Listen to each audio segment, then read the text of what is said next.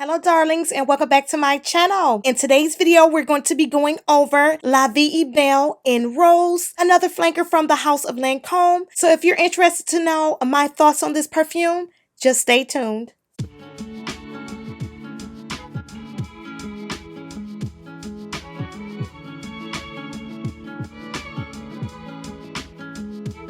Okay, you guys, so here we are with another perfume review. I know it has been a minute since I actually reviewed a single perfume, but I just wanted to go ahead and review this one for you guys because this is one that I just picked up not too long ago. And honey, I just had to do her by herself, okay? But it is the La Belle in Rose from Lancome, and this is the Eau de Toilette. This is the packaging of the outer box, and I did pick her up in the 50 ml 1.7 ounce. And here we are with this gorgeous, gorgeous bottle, and it is on glass, honey, and you know we appreciate a glass bottle. And here she is up close. Definitely a beautiful, beautiful bottle. And this little La Belle bow that is signature to their bottles. Now, this bottle, you guys, is elongated. It's not short like the others. And what I have found is that the ones that's elongated are Eau de Toilette. And this is the La Belle in Rose L'Eau de Toilette. And this is the 50 ml. And this bottle is humongous just for a 50 ml. So I can only imagine the 100 ml bottle.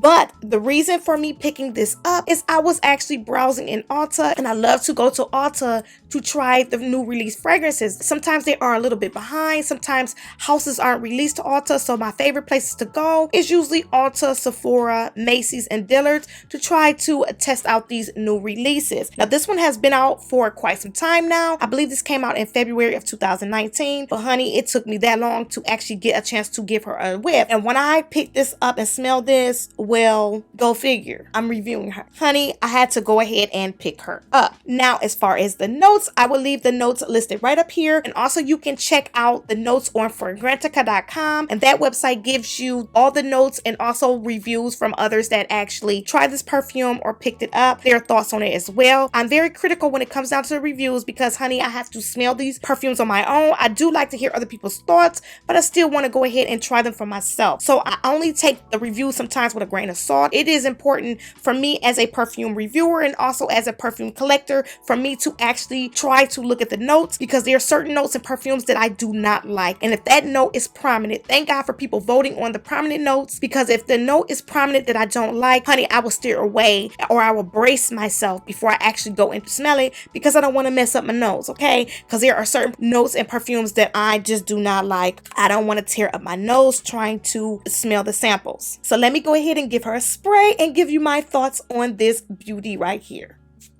Wow.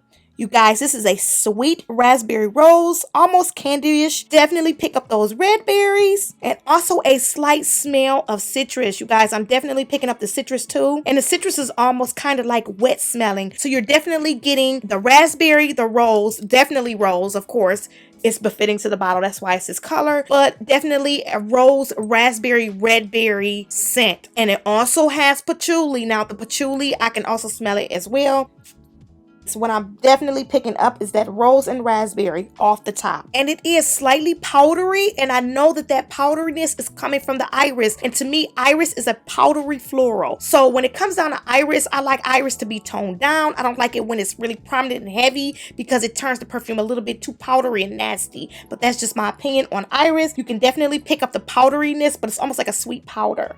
And it's really, really nice. So the iris is toned down. But when it comes down to that patchouli, now the patchouli is definitely still there, but it is more like it just grounded the perfume. This isn't a patchouli bomb like the original La Belle. The patchouli is kind of in the background. And I am also picking up a little bit of freshness. So this is also a fresh perfume, and the freshness is coming from the lily of the valley, and it also helped with the patchouli as well. And the patchouli is definitely just to help ground this perfume. The patchouli is polite. It's also very clean, so it isn't a dirty patchouli like in the original La Belle. Now the original, I actually really like that, but that is so strong and powerful. You guys, one spray, I can't do no more than that because it's so potent. But this is definitely has similarities to the original La Belle, but this one is a little bit toned down. So as of right now, I would say I really like her. This has a similarity to Mon Petit, and I absolutely love Mon Petit, but I would say the sweetness in this is more like Mon Petit Couture, but I really, really do actually like this. That patchouli is toned down, thank goodness, because that's what really helps help turning this from a like to a love. Okay, so those are all the pros. So let's get to the cons, honey, because there are a few cons with this perfume. The cons to me is the lasting power. This doesn't have any lasting power. I know it sucks, but unfortunately, sometimes, you know, when they're eau de toilettes, some of them are really good eau de toilettes, some of them are terrible. Okay, and I will put her in the category of being a little bit terrible. She's a pretty scent, but this doesn't have no lasting power. I only get about 2 hours on my skin with this perfume. Now, if I actually like spray my scarf or spray my clothing with it, I will probably get 4. That's it, and it's gone. But it's definitely a pretty scent, and as of right now, it is my favorite from the La Vie Belle line. I do really like this one the best out of the flankers. Now, the original La Vie Belle, I love that one, and that one is still my absolute favorite amongst the La Vie Belle line. This is a pretty rosy scent, but I only wish it lasted longer. We just need it to last longer. So I would love to see if this came in an eau de parfum version. If this came in an eau de parfum, this would be bomb.com. Okay, you guys, so that does conclude my review of La Vie Belle in Rose L'Eau de Toilette. I hope you guys enjoyed this video. And if you actually have this La Vie Belle in Rose, comment down below and let me know your thoughts on this perfume, honey, because I absolutely love this. I just wish it lasted a little bit longer, but I want to hear your thoughts. So thank you guys so much for tuning in, and I can't wait to see you in my next video.